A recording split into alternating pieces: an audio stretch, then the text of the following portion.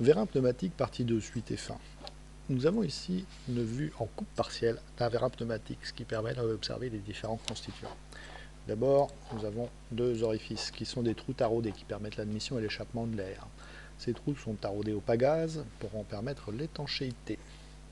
Nous avons un fond, un nez, une tige, un corps, aussi appelé cylindre ou tube, une chambre arrière, une chambre avant, qui sont étanches entre elles grâce à deux joints ici que vous apercevez, des joints à lèvres, qui permettent l'étanchéité entre la chambre avant et la chambre arrière.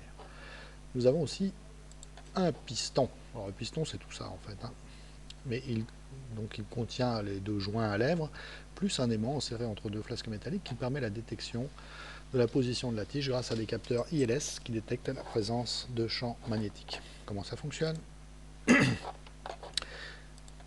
Si l'on envoie de l'air comprimé dans cette direction, par cet orifice, il pousse le piston qui pousse l'air qui est dans la chambre arrière, qui s'évacue par là, à l'échappement, qui s'échappe par là. Si on fait le contraire, c'est l'inverse. Et on peut continuer ainsi pendant un certain nombre de fois. La durée de vie d'un vérin étant de 10 000 fois, je vais quand même m'arrêter un petit peu avant.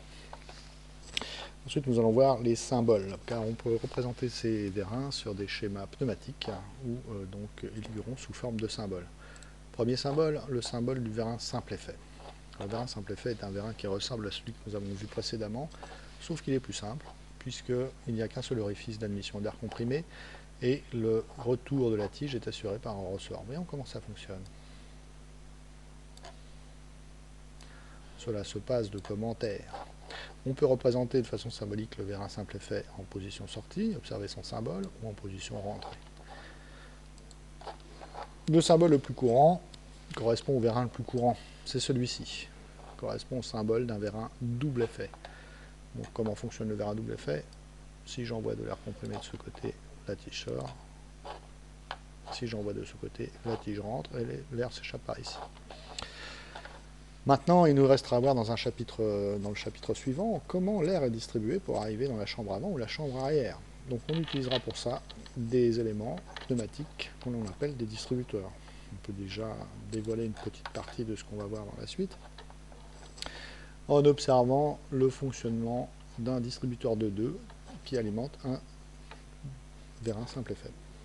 Donc si j'appuie sur le distributeur, donc ici nous avons une source d'air comprimé qui ne peut pas passer, puisque vous voyez qu'elle est bloquée ici, par un élément mécanique. Si j'appuie, l'air peut maintenant passer, et le vérin simple effet sort. Si je relâche mon distributeur de 2, le ressort remet le tiroir qui est ici dans sa position initiale, l'air ne peut plus passer, mais il ne peut pas non plus s'échapper, et par conséquent, le vérin reste sorti. On voit que ce n'est pas quand même une solution qu'on va retenir, on va sans doute utiliser quelque chose d'un petit peu plus compliqué. C'est ce que nous verrons au chapitre suivant. Merci de votre attention.